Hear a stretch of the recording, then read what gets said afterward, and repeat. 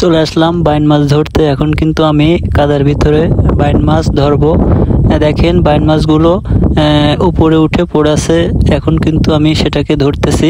প্রথমে এখানে আমি পানি শুকিয়ে শুকনো করে ফেলছি এবং কাদাটা ডলে সমান করে ফেলছি। তারপর আমি ইউরিয়া সার পানিতে গুলিয়ে ছিটিয়ে দিয়েছি। এই পদ্ধতিটা অনেকেই কিন্তু জানে না। এই দেখেন বড় একটি বাইন মাছ উঠে পড়ে আছে, রোদে কিন্তু শুকিয়ে গেছে। ইউরিয়া সার দেওয়ার পরে এটা কিন্তু উপরে উঠে আসছিল। এই পদ্ধতি মাছ ধরা কিন্তু অনেকেই জানে না। দেখেন প্রচুর পরিমাণ বাইন মাছ কিন্তু উপরে উঠে পড়ে আছে। এখন কিন্তু আমি সেটাকে একে একে ধরতেছি।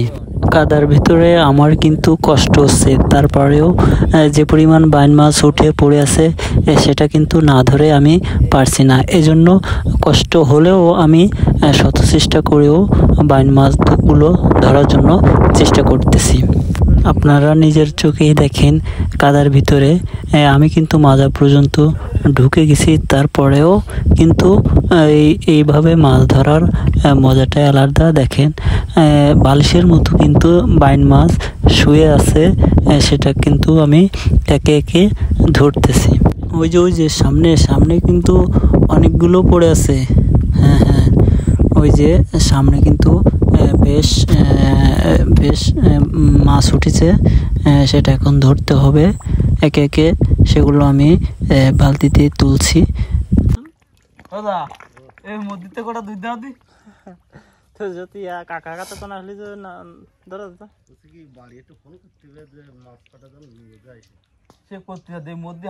আমি তো তুমি জানতে ধরো পাত্র রেডি নাও, আমি তো কানার তো দিতে। আমি কিন্তু একা ধরে কষ্ট হচ্ছিল, এজন্য আমার দাদাকে ডেকে নিলাম। তাকে বললাম যে মাছগুলো আমার সাথে ধরে দিতে। ওই আড়ি আসে না জানতে, ওই যে গাড়ি উপরে গাবলা আমারটা দিচ্ছি। ওই নিচ্ছে ইউরিয়া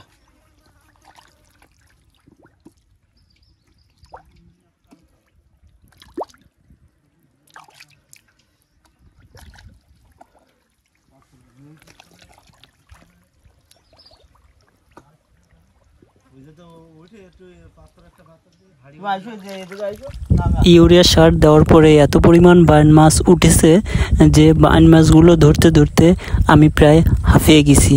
এজন্য আমার দাদাকে বললাম যে আমার সাথে একটু মাছ ধরে দেওয়ার জন্য। রোদ না, অসম্ভব রোদ না।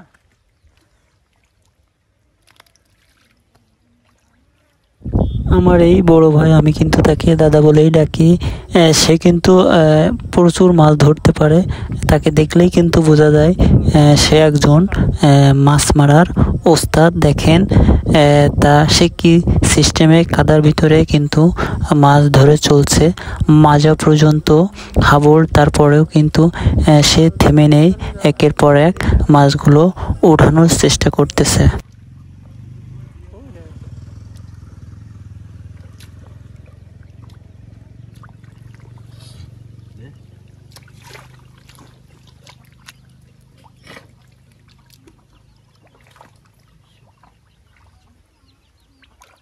শুধু বাইন মাছ না, এখানেও কিন্তু কই মাছগুলো পাওয়া যাচ্ছে। পাশাপাশি কিন্তু ছোট ছোট শৈলটাও পাচ্ছি আমরা। দর্শক বন্ধুরা, আপনারা যারা বাইন মাছ মারার ভিডিও দেখছেন অবশ্যই আমাদের ভিডিওটাকে একটা লাইক করে দিবেন। আর কোনো মতামত থাকলে কমেন্ট বক্সে জানিয়ে যাবেন। আর যদি ভিডিওটা ভালো লেগে থাকে তবে আমাদের ইউটিউব চ্যানেলে একটা সাবস্ক্রাইব করে দেবেন আর আমাদের ফেসবুক পেজে একটা ফলো করে দেবেন। আমি কিন্তু ধরতে ধরতে হাঁপিয়ে গেছি, এজন্য আমি উপরে উঠে পড়লাম। উপরে উঠে উপরে যেগুলো আছে সেগুলো ধরার জন্য চেষ্টা করছি।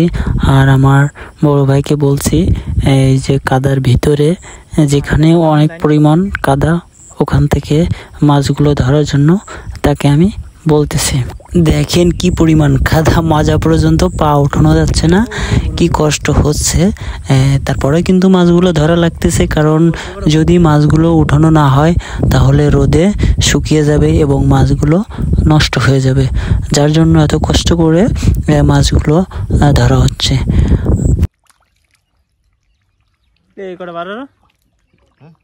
না না না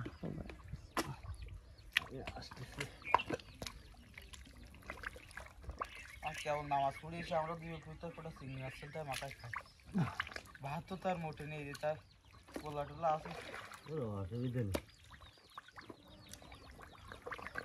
খালি খালি প্যারেন্ট দিতে ইচ্ছে খাতে বুঝছি যে আমি কি জন্য রয়েছে ওই জায়গা, নিচে কোনো কারণ আছে না পানিটার জন্য। ফোন করো, ফোন করে দিন। পানিগুলো ওই ডগরা মাছ নিচে দিচ্ছে, তাহলে এগুলো মানুষ বুঝবে না। নাম্বার মনে আছে? নাম্বার ওই ইয়ের তো আছে, ফোন দিয়ে দেন একটু। ভিডিওটা আর বেশি লম্বা করব না, আজ এখানেই এই পর্যন্ত শেষ করছি। সবাই ভালো থাকেন, সুস্থ থাকেন, ধন্যবাদ সবাইকে।